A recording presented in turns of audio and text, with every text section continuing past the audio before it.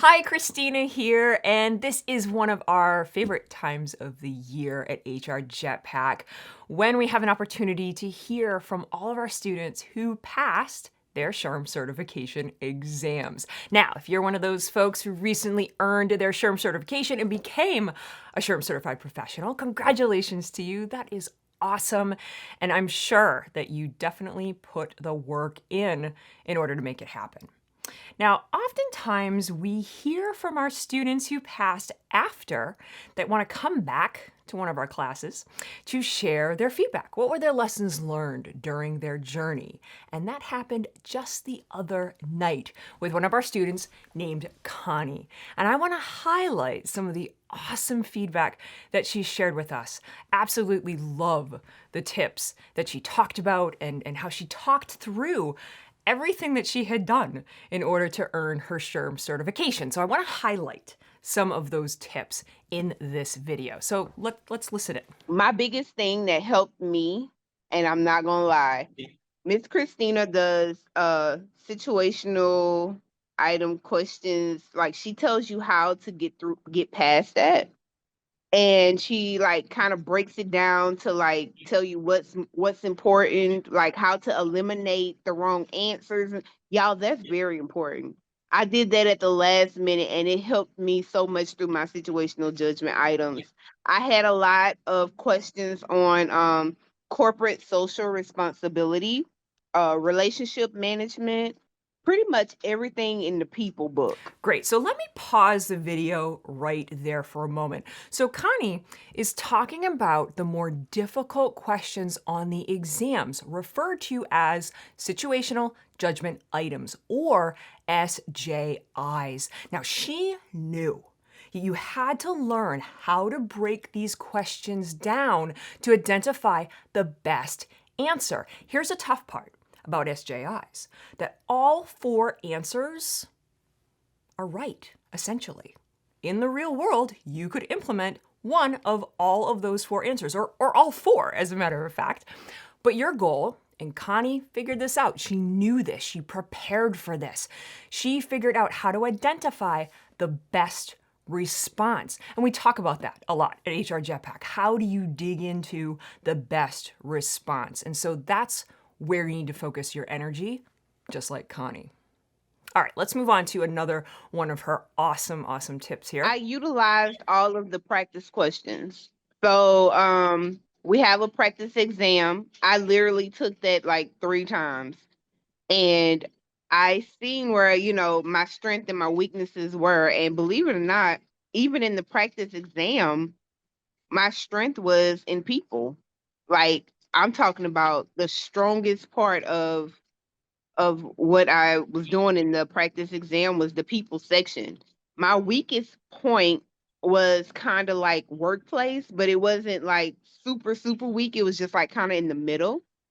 And I was completely shocked when I got the test, and I thought like it wasn't gonna be nothing about that because the questions are random, and come to find out like a lot of that was on there. Now the questions are completely different. You're not gonna see the same questions, of course not, but the content is the same. So like if you go through those practice questions at the end of each chapter, like the test or whatever, it helps you and make sure that you understand why you picked the wrong answer. So they give you a rationale and they also tell you why the answer you picked was wrong. So that also helps me. Okay, so at this point, she's talking about the practice exams. She is spot on. In the SHRM learning system, there are practice exams with retired exam questions, and she took advantage, full advantage of having access to that. It's not easy. She was putting the work in to make it happen, because essentially what you're doing, and what Connie did, is she set up her environment as if she's taking the actual exam. That's what these practice exams do for you in the SHRM learning system. If you don't take advantage of that tool, you are not setting yourself up for success. Connie knew that, and she put the work in to make it happen. All right, let's take a look at some of her other advice and tips that she has here. I appreciate the congratulations. And remember, y'all can do this. Just stay focused, man, and don't second guess yourself. Cause that's a big thing with everybody is second guessing yourself. So this is a big one. Second guessing yourself. Self-doubt. We all have it. Even not necessarily going with your initial answer, with your first impression answer. That's exactly what Connie had to do. She had to conquer the enemy that we call self-doubt and second guessing yourself, right? So she had to keep moving forward, go with her gut, and identify that best answer and stay with it and not keep repeating the same idea. Well, wait a minute, is that the right response? No, she knew that she had to keep going and keep moving ahead. Okay, so I've given you some great highlights here from Connie's advice, but now I want to share with you the entire video, everything that she shared with us the other night during class. Hi, everybody. So we're back and we are going to be starting on the second part or getting into global mindset and then going into the first part of business acumen. But we have a special guest with us. Connie is here. She was recently in the class and she passed her SHRM exam. Did you do CP or SCP, Connie? I did CP.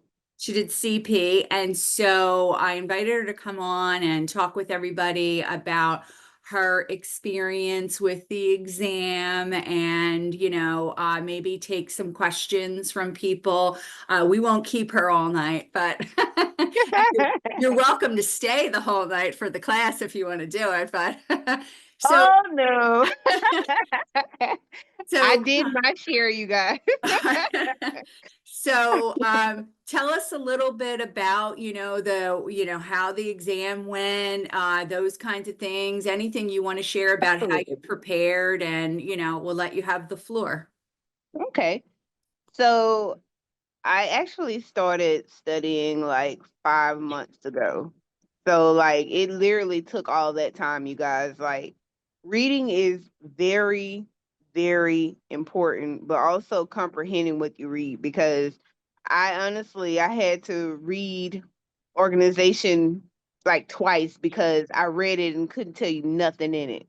So when I got into Miss Kelly's class, um, now, of course, y'all know she go pretty quickly, but it's okay if you're behind, okay? You have the opportunity to read and catch up, and she always answer questions outside of the chapter that we're already in. So it's okay if you're behind, so don't be nervous. Um, my biggest thing that helped me, and I'm not gonna lie, Miss Christina does situational item questions. Like she tells you how to get past that. And she like kind of breaks it down to like tell you what's important, like how to eliminate the wrong answers. Y'all, that's very important.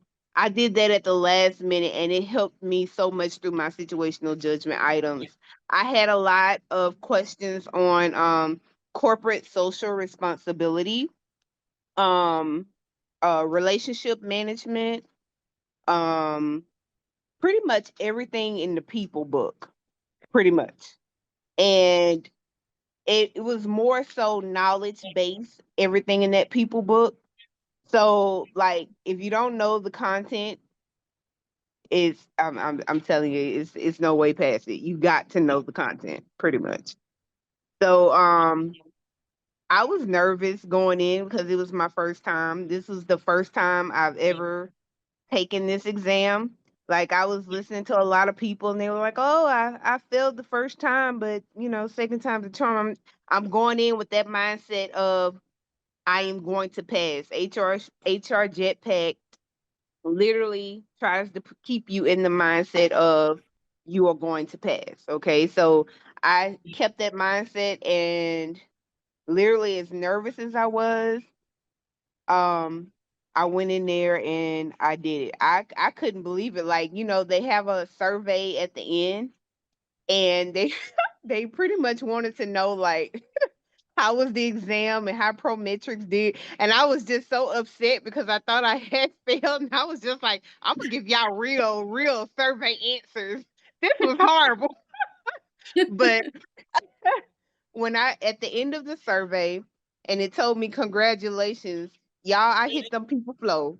Like I made some noise up in there. You ain't supposed to make no noise in that. That's right. That's wonderful. That's most people fail the first time. I failed the first. Yes, Yeah. yes. This would be my second And time taking. the way that they word that stuff is that's the challenge.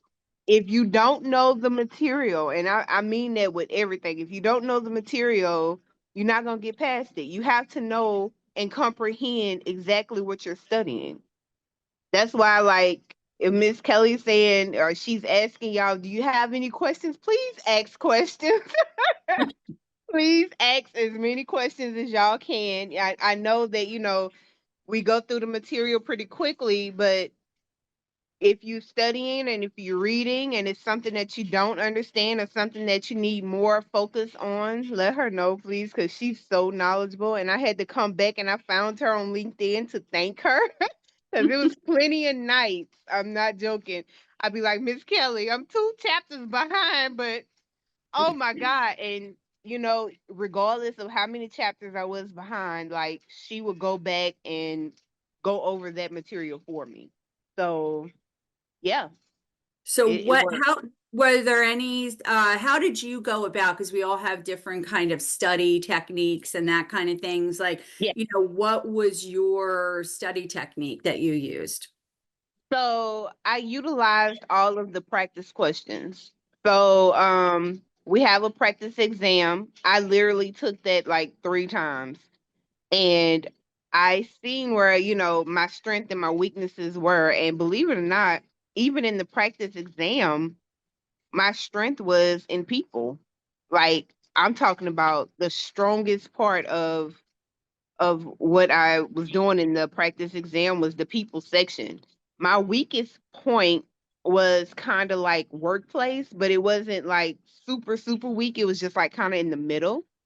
And I was completely shocked when I got the test, and I thought like it wasn't gonna be nothing about that because the questions are random, and come to find out like a lot of that was on there. Now the questions are completely different. You're not gonna see the same questions, of course not, but the content is the same. So like if you go through those practice questions at the end of each chapter, like the test or whatever, it helps you and make sure that you understand why you picked the wrong answer. So they give you a rationale and they also tell you why the answer you picked was wrong. So that also helps me. Mm. Okay. Does anybody have any questions for Connie? How long after the last class did you take? Girl, listen, I had 2 weeks after that class. Like, Miss Kelly, I think it was January the 27th when the last class was, Miss Kelly. Yeah, I think it was. Yeah. And I took the test February the 15th. I had already had it scheduled and everything. So, once we finished the material, I had literally 2 weeks to go over everything. And what I did was I paced myself. Each day out of the 2 weeks, I forced myself to at least do 2 things in each book. So like if people have global mindset and I don't know, talent acquisition, I'm just making it up. I'm kind of thinking I'll go through both of those sections in one night to try to memorize and go through the test questions and stuff like that. Okay. Another question was, how many total months did it take you to prepare? So this is typically 12 weeks. So that's about 3 months. Like, and you said before it was like 5 months or something you It did? was 5 months. I started Okay. like September, October-ish. Okay. All right. Any other questions for Connie? Oh, okay. Do you feel like you had enough test time? That's a great question. So it just depends. Like if you know the material, you can kind of go through the situational judgment items and the knowledge base pretty quickly. I honestly what I did was, you could take a break at the end of the first section. I didn't take a break. I was too riled up. My nerves wouldn't let me just get up and leave. So, immediately after the first section, I had literally maybe like 10 minutes to spare. So I literally went back through to make sure that I didn't skip no questions and stuff like that. And I had some that I flagged, maybe like 5 that I flagged. And I went back to try to make sure that because I didn't want to do too much of that because I didn't want to pick the wrong answer. Sometimes when you overthink something, you'll pick the wrong answer. So I only flagged maybe like 4 or 5 of those. And I just went straight through it. I didn't take a break. Okay. Yeah, I was going to ask you about flagging some of the questions and like going back. That is something, just in case, anybody had a question about that, like you can skip over and flag them and then go back. Yes. If you do with that with too many, that's, it might get a little confusing for you. Another question. How much time did you dedicate each week to practice and to like study? So I had like 5 months. I did an hour, maybe an hour and a half every single day. Oh, Every okay. single day. Like, if I couldn't I have a small child, so like if I couldn't do an hour and a half, by the hour, she'll leave me alone for at least an hour. But yeah, hour, maybe an hour and a half every single day. You have to be dedicated to reading. And me personally, I'm a note taker. So my notes were important to me. So like as I'm reading, I'm also taking notes of the things that I feel like is important, and I tie it with the slides that Miss Kelly go through. Okay. All right. Well, does anybody have any final questions? All right, great. Thanks, Connie, so much. I really appreciate it. I know you messaged me, so I'm hoping we're connected on LinkedIn. I hope Absolutely. I hope our paths cross and we meet in person someday. Maybe we'll work Yes. together. But congrats on passing Thank you, the exam. everybody. I appreciate the congratulations. And remember, y'all can do this. Just stay focused, man, and don't second guess yourself. Because that's a big thing with everybody, is second guessing yourself.